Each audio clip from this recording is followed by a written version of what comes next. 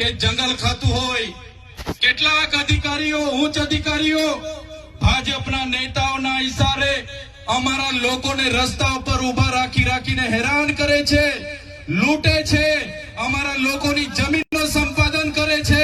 ત્યારે એવા પોલીસ અધિકારીઓને પણ કહેવા માંગુ છું, આ આદિવાસી સમાજ છે, અમને સેન્સરશો નહીં તો તમારા આવનારા દિવસોમાં પટ્ટા ઉતારતા અમને વાર નહીં લાગે।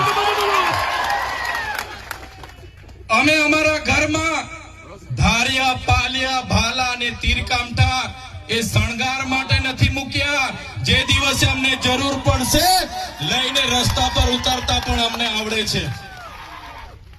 અમારા આદિવાસીઓની જમીન છીનવાશે, અમારી બેટીઓ સાથે અત્યાચાર થશે, અમારા યુવાનો સાથે અત્યાચાર થશે, કે જંગલ ખાતાના અધિકારીઓ અહીંયા આવીને લાઠીચાર્જ કરશે, તે દિવસે અમે તીરકામઠા, ભાલિયા, પાલા લઈને રસ્તા પર ઉતરતા અમને વાર નહીં લાગે।